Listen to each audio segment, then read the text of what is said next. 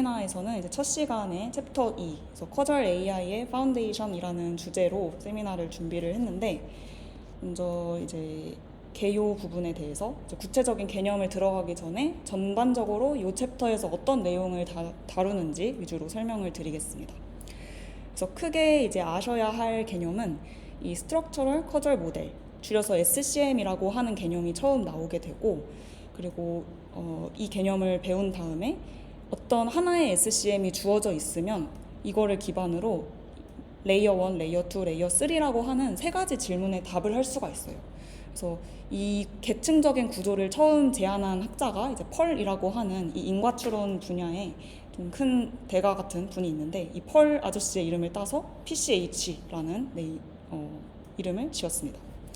그래서 중요한 거는 SCM이라고 하는 거는 저희가 어떤 관측된 데이터만을 가지고 실질적으로 어떤 변수 간 인과관계가 있는지를 정확하게 알지 못하기 때문에 이 수학적 어떤 구조적 모델링을 통해서 약간의 가정이 들어간 거죠. 그래서 그런 인과관계를 수학적으로 모델링한 게 SCM이다라고 이해를 해주시면 되고요. SCM을 기반으로 세 가지 질문이 나오는 걸 PCH라고 한다라는 개념을 배울 겁니다. 그리고 오른쪽에 이제 커절 다이어그램이라고 하는 것도 굉장히 중요한 개념인데, 이거는 이제 SCM이 주어져 있으면 이 안에 내생 변수, 외생 변수, 그리고 함수, 그 변수들끼리의 어떤 상호작용을 하는지를 정의하는 함수, 이런 여러 가지 요소들이 있어요. 그래서 그거를 훨씬 간략화하게 이제 그림으로 나타낸 거를 이제 커절 다이어그램이다라고 이해를 해주시면 됩니다. 그래서 이렇게 노드랑 엣지로 이루어져 있는데, 각 노드가 변수를 의미한다고 생각하면 되고, 엣지 방향이 인과관계, 그래서 이 파란색 위에 있는 노드가 아래에 있는 노드의 원인이 되는 변수다라고 이해를 해주시면 됩니다. 그래서 각 변수가 동시에 어떤 원인이 될 수도 있고, 동시에 또 공통 원인이 될 수도, 그 결과가 될 수도 있어요. 공통 원인이 될 수도 있고 공통 결과가 될 수도 있어서 이제 그런 복잡한 관계성을 어떻게 다룰지를 이제 찬찬히 알아보도록 하겠습니다. 그리고 이제 PCH 간단하게 레이어 1이 이제 싱이고, 레이어 2가 doing이고, 레이어 3가 imagining, 이런 식으로 정의가 되는데요. 뒤에서 구체적으로 다루겠지만 이제 레이어가 작을수록, 그러니까 1번 계층에 있을수록 훨씬 더 간단한 질문이다라고 생각을 해주시면 되고, 이제 3번 계층으로 올라갈수록 점점 더 가정이 세지고 그 안에서 계산을 하는 그런 방식으로 이루어지게 됩니다. 그리고 이제 CHT라고 하는 개념도 있는데, 이거는 크게 다른 이제 SCM이랑 PCH에 비해서는 좀 덜 중요하다고 생각을 했어요. 그래서 그 이유는 저희가 이제 풀 SCM을 실제로 모르기 때문에 이 PCH의 세 가지 질문에 모두 답을 하기 위해서는 어떤 그 가정 없이는 모두 답하는 게 불가능하다라고 말하는 정리가 이 CHT입니다. 그래서 사실 당연한 거죠. 왜냐하면 트루 어떤 그 관측 데이터만을 가지고 트루 네이처를 알 수는 없기 때문에. 그래서 이런 요 분야에서, 인과추론 분야에서 사용되는 용어를 위주로 정리를 한 거고요. 그래서 이제 목차는 다음과 같이 정리가 됩니다. 그래서 먼저 PCH 개념이 나오는데, 이제 레이어 1, 레이어 2, 레이어 3가 각각 어떤 차이가 있는지 정도만 아시고 넘어가면 될 것 같아요.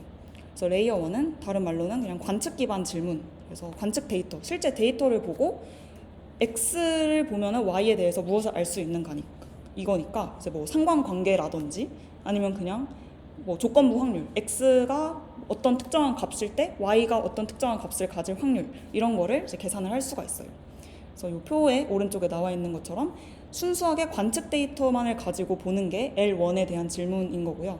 그래서 여기까지는 이제 아무런 가정이 필요가 없는 거겠죠. 그리고 두 번째가 이제 한 단계 업그레이드된 질문인데, 이제 인터벤션, 그래서 한국어로는 이제 개입이라고 하는 단어가 나오게 됩니다. 그래서 개입이라는 거는 실제로 관측 데이터는 X가 0인 것밖에 관측되지 않았어요. 예를 들면은 X가 약의 투약 여부라고 하면 모든 사람들한테 약을 투약하지 않으면은 지금은 X는 0인 데이터밖에 없는 거죠. 근데 인터벤션이라고 하는 건 만약에 X가 1이라면은 그 Y가 어떻게 달라질까, 이런 식으로 의도적으로 사람이 X를 조작하는 그런 거를 이제 L2에서 다루는 질문이 되겠습니다.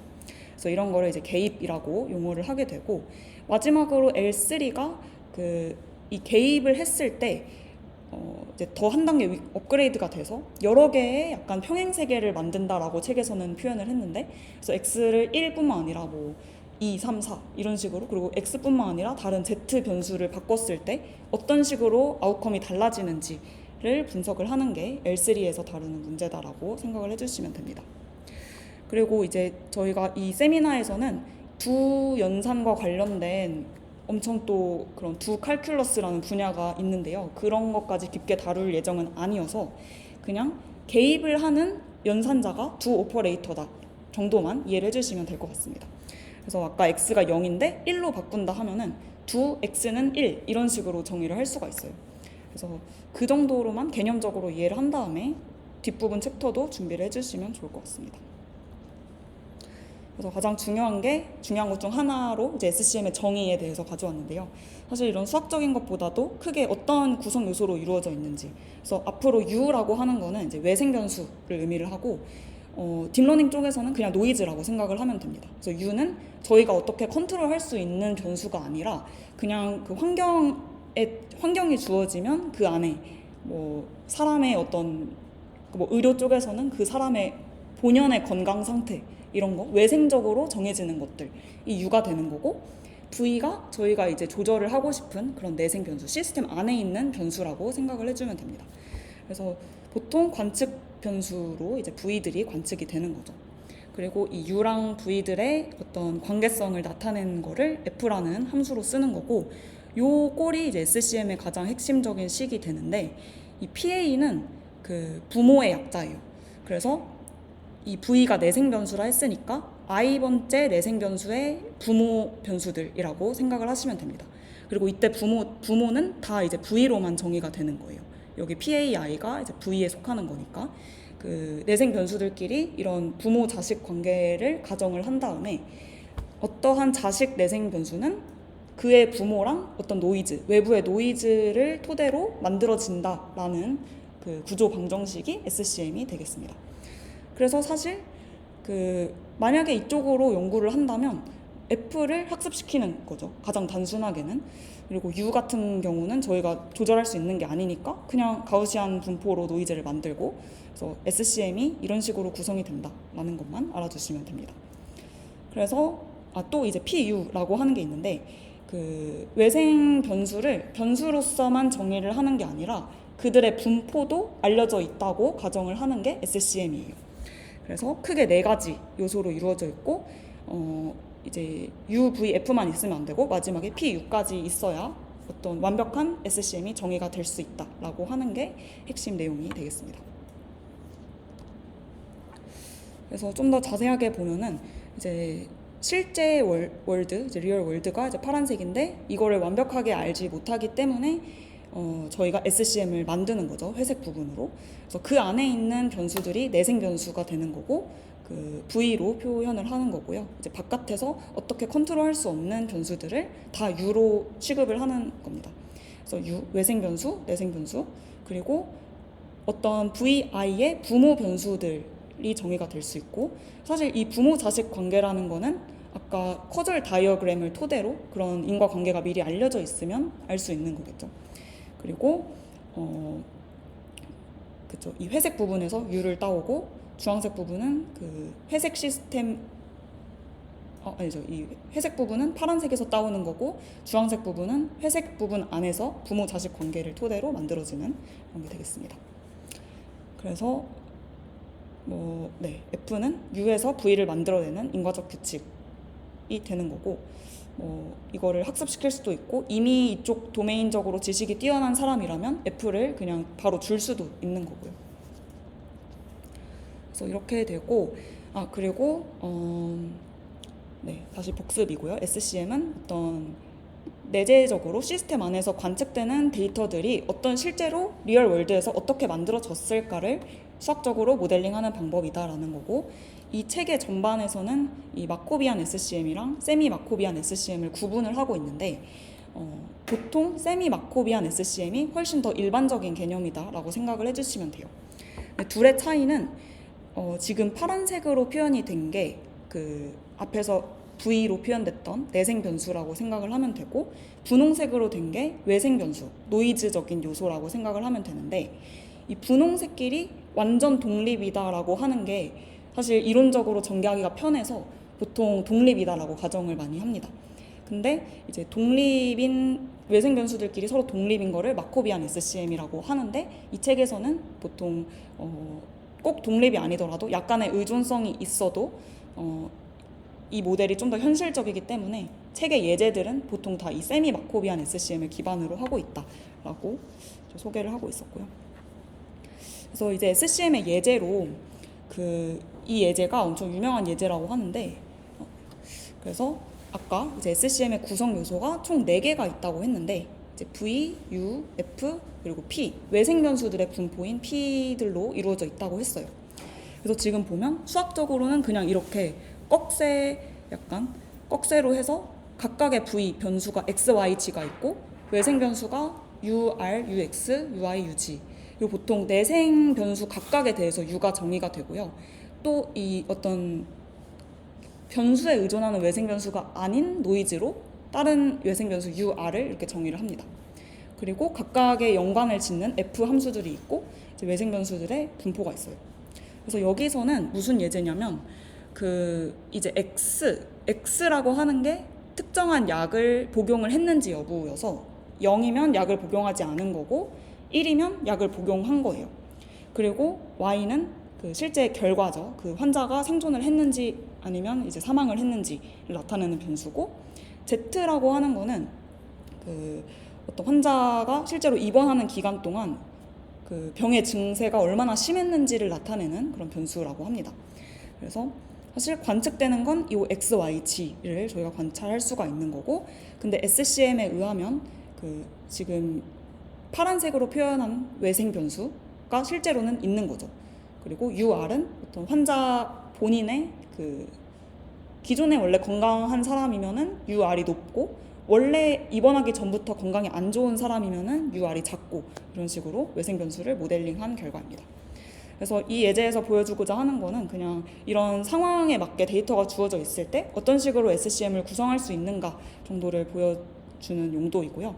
그리고 보통 커절 다이어그램에서는 외생 변수까지 다 표현을 하는 게 아니라 빨간색으로 표현된 내생 변수만 관심이 있기 때문에 보통 빨간색 다이어그램만 발췌를 해가지고 이제 나타내는 관행적으로 그렇게 나타낸다고 합니다. 그래서 이제 다음으로 SCM 다음에 이제 하나의 SCM이 주어져 있으면은 PCH의 3가지 질문을 다 답할 수 있다고 했는데, 이 PCH가 나오게 된 배경은 인간이 사고를 하는 과정을 3단계로 구분을 했다 해서 나왔다고 합니다. 그래서 아까 말씀드렸다시피 관측 데이터 기반으로 하는 게 레이어 1이었고, 특정한 개입을 하는 게 레이어 2였고, 개입을 기반으로 여러 시나리오를 만들어서 어떤 반사실적인 데이터들을 만들어내는 과정이 이제 레이어 3이라고 했어요. 그래서 사실 저희가 머신러닝, 딥러닝에서 표현학습이라고 하는 거는 데이터를 기반으로 그 안에서 패턴을 찾아내는 거기 때문에 이 레이어 1 단계에 있는 거죠. 그래서 만약에 커절리티를 섞은 딥러닝 모델을 만들고 싶다 하면은 두잉 같은 과정이 필수적으로 이제 개입이 돼야 되는 거라는 걸 알 수가 있습니다. 그래서 아까 이제 다 중복되는 내용이라서 조금 빠르게 넘어가면 이 그림을 위주로 보면은 PU가 SCM을 정의할 때 외생 변수의 분포가 주어져 있어야 된다고 했는데, 어떤 F라는 변환을 만나가지고 PY, 그래서 저희가 보는 거는 이 Y의 실제 분포, 데이터가 주어진 이제 Y의 데이터 분포를 볼 수 있는 거기 때문에 이 PU랑 PY, F 이 3가지만을 가지고 모델링을 할 수 있는 게 레이어 1이 되는 거고요. 그다음에 레이어 2 같은 경우는 이제 개입. 그래서 개입을 하는 이유는 이제 만약에 인과관계가 X에서 Y로의 인과 효과가 있고, 그래서 약을 복용했더니 생존율이 높아지더라. 그리고 증상도 관측 데이터 기반으로 봤을 때 증상이 심할수록 약을 먹을 확률이 높아질 수도 있겠죠. 그래서 원래 이런 커절한 관계가 있었는데, 그리고 또 반대로 Z랑 Y끼리도 관계가 있을 수 있고, 근데 개입을 함으로써 실제로 이 Z에서 X로 이어지는 패스를 끊어버리는 역할을 하는 거예요. 그래서 그 이유는 왜 그러냐면 원래 X는 SCM에 의하면은 그 F랑 Z로부터 도출이 되는 변수였는데 이제 부모 변수가 Z이기 때문에 근데 만약에 두 X는 1을 하게 되면 Z랑 상관없이 X 값을 그냥 고정시켜 버리는 거기 때문에 이 패스를 끊어버리고 실제 X가 Y에 어떠한 영향을 미치는지를 볼 수 있는 거죠. 그래서 이 예제에서 말하고자 하는 거는 레이어 1에서 계산된 값들만 보면 그 약 복용을 한 게 생존율에 뭔가 높은 영향을 끼친 것처럼 보이기는 하지만 두 연산을 토대로 계산을 해봤을 때는 반대의 결과가 나올 수도 있다. 그래서 레이어 1만으로는 충분하지 않다. 인과 효과를 말하기 위해선 개입이 필요하다라는 내용으로 정리가 될 수 있습니다. 그리고 레이어 3는 그냥 일단은 인트로 챕터이기 때문에 어떤 외생 변수를 기반으로 여러 가지 평행 세계를 만든다라고 생각을 해주시면 돼요. 그래서 여기서 F 작게 X라고 하는 거는 그 라지 X 변수를 스몰 X라는 상수로 개입을 한다라는 뜻으로 이해를 해주시면 되고 이것도 Z를 W라는 값으로 바꿨을 때 도출되는 여러 분포들이 있겠죠. 그래서 그런 것들을 만드는 게 이 반사실 과정이다. 그래서 관측되지 않은 데이터를 시뮬레이션 해보는 거죠. 그래서 이게 레이어 3에서 하는 단계다라고 알고 계시면 됩니다. 근데 만약에 이런 어떤 F라든지 PU라든지 부모 자식 관계에 대한 가정이 없으면은 사실 레이어 3는 이제 계산을 하지 못한다라는 게 인과추론에서 다루는 핵심 이론이 되겠습니다.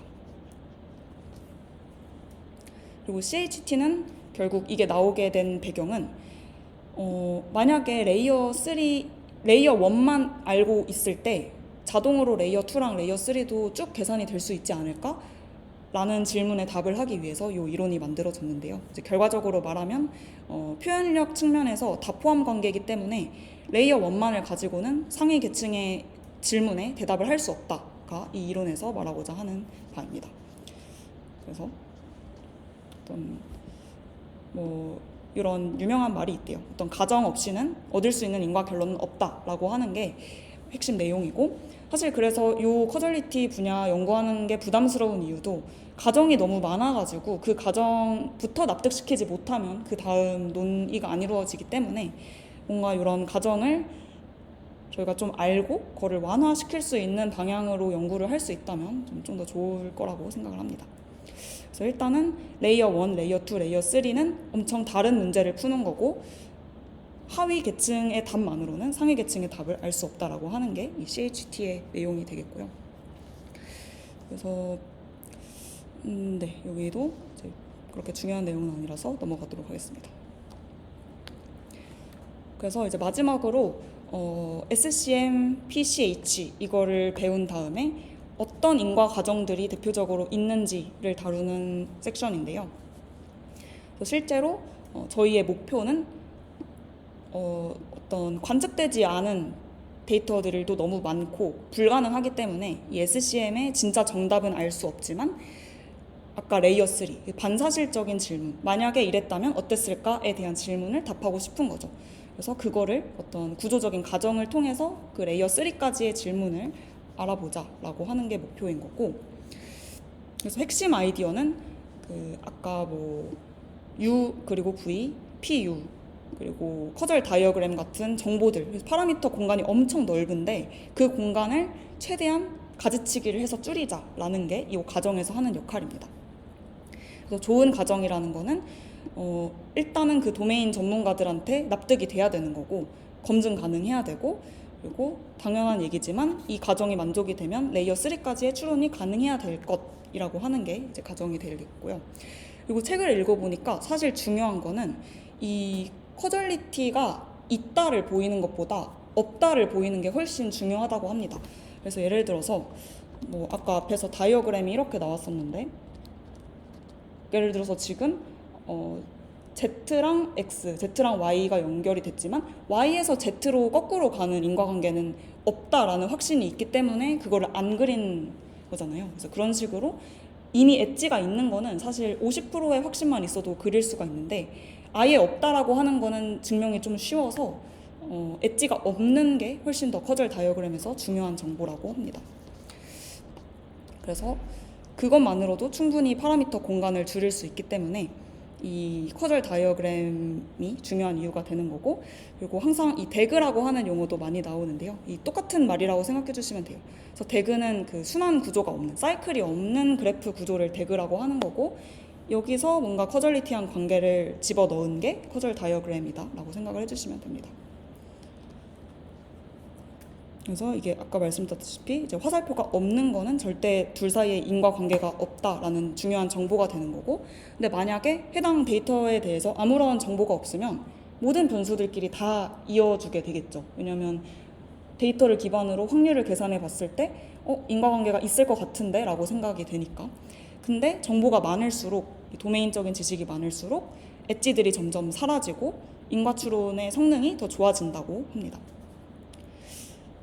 근데 아직은 어떻게 도메인 지식을 커절 다이어그램에 어떤 논리로 반영하는지는 알지는 못했어요. 근데 그냥 있다고 하는 것 같습니다. 그 X랑 Y끼리 관련이 있다 이런 식으로 그냥 밀고 나가는 것 같은데, 어쨌든 중요한 거는 정보가 없는 것도 굉장히 중요한, 그러니까 인과관계가 없는 것도 굉장히 중요한 정보다라는 거고, 그리고 하나의 SCM으로부터 여러 커절 다이어그램이 나올 수 있다라는 것도 이제 중요한 정보예요.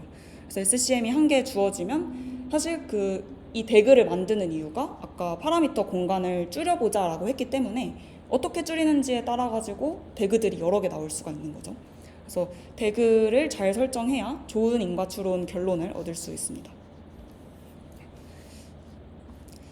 그래서 이제 커절 다이어그램이 그냥 쉽게 생각하면 내생 변수들끼리의 인과관계를 그래프로 나타낸 거다라는 거고, 이제 말해주는 거는 어떤 변수가 어떤 변수의 원인이 되는지, 그리고 또 이제 그 컨파운더라고 하는 교란 요인 이런 개념이 있는데, 만약에 X랑 Y가 인과관계가 있다라고 관측이 됐는데, 예를 들어서 실제로 인과관계가 있는 게 아니라 어떤 예시가 있죠. 뭐 예를 들어서 여름이 돼가지고 아이스크림 판매량이 늘어났어요. 근데 여름이 돼서 우연히 비가 많이 와가지고 뭐 길이 미끄러워서 사고가 더 많이 일어난 거죠.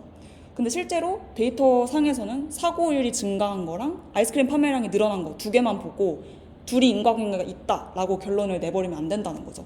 그래서 이때는 그 여름이라는 계절적인 숨은 공통 원인이 있는 거기 때문에 인과성을 주장을 할 때는 항상 이런 공통 원인 변수가 어떤 게 있을지를 생각하는 게 중요합니다.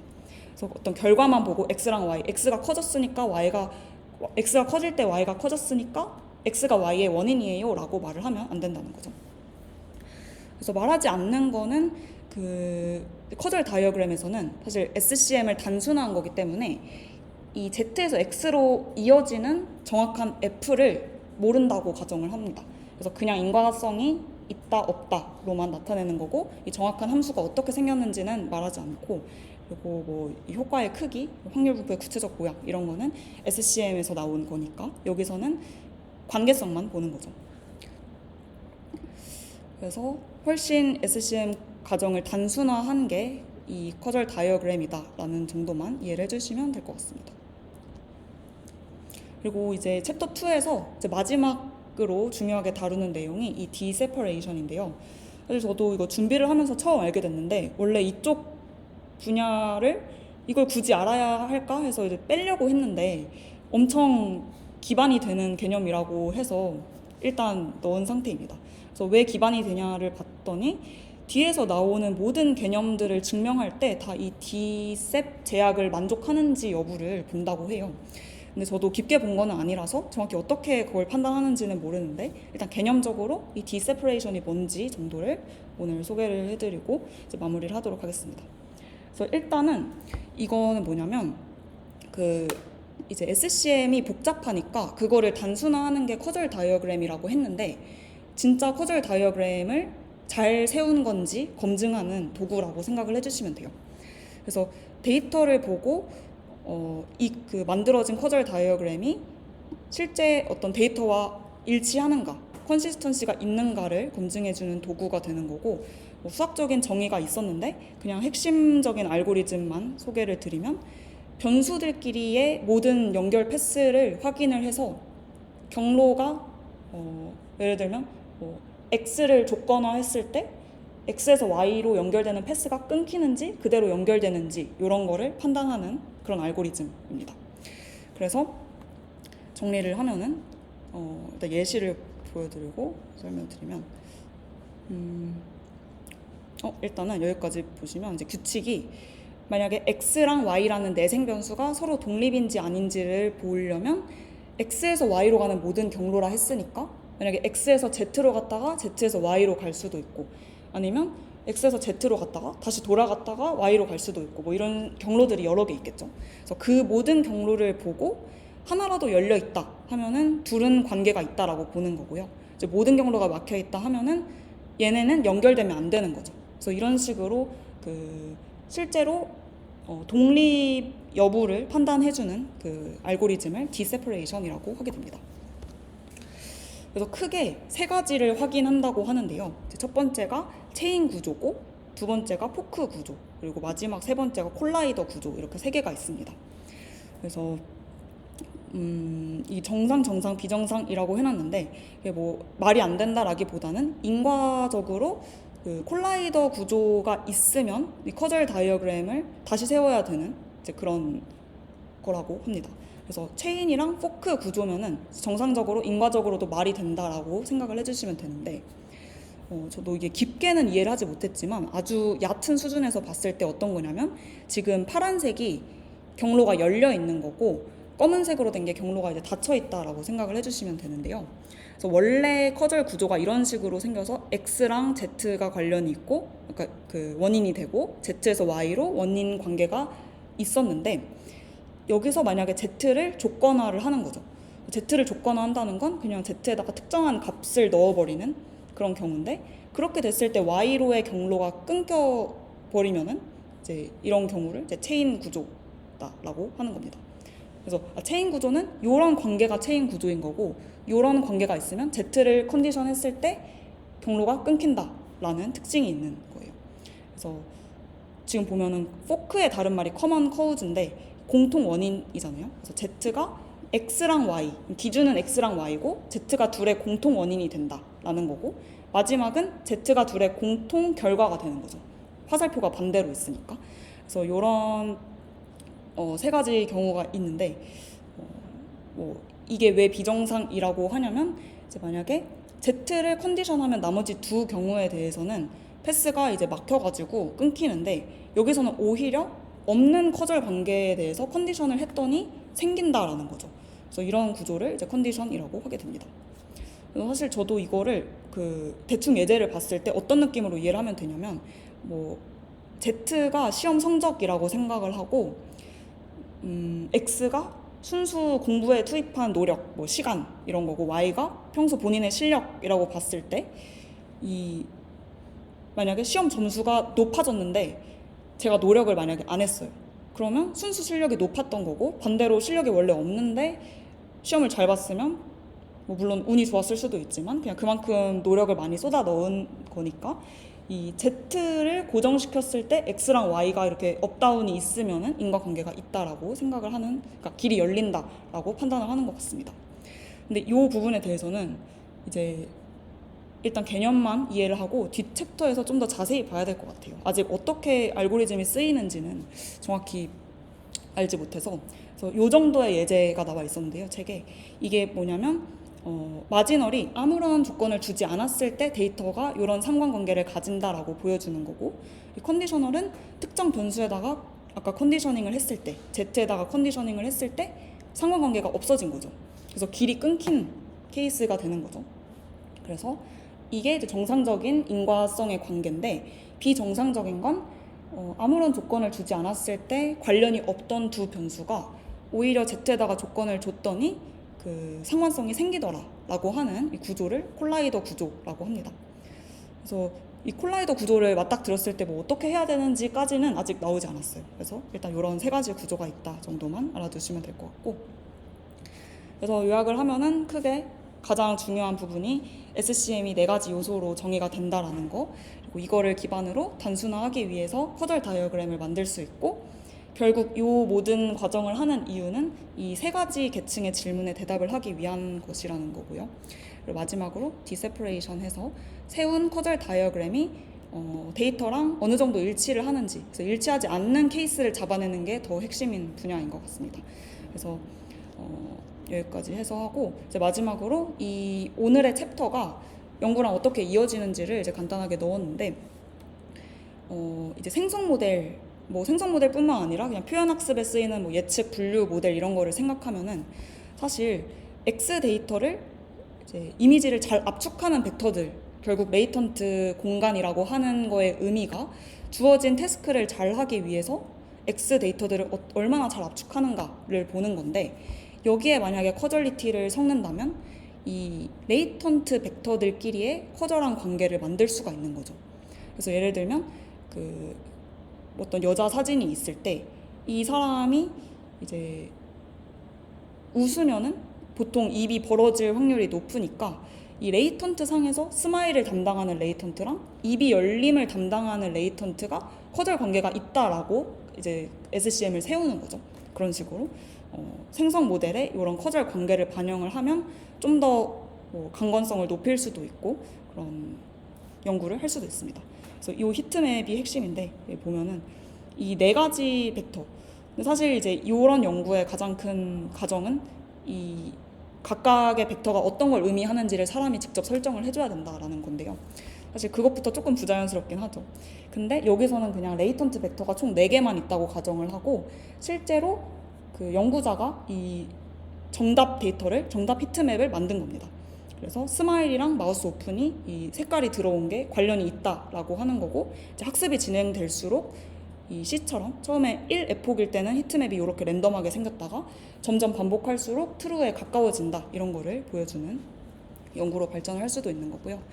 그래서 뭐 관심 있으신 분들은 이런 비슷한 연구들 찾아봐 주시면 좋을 것 같고, 어플리케이션 쪽도 엄청 많은데 일단 대표적으로 금융 쪽 분야에서 어떤 이벤트가 없었다면 지금이랑 가격이 어떻게 달라졌는지를 보는 그런 금융 연구를 첨부를 했습니다. 그래서 여기까지 해가지고 일단 챕터 2를 마무리하도록 하고,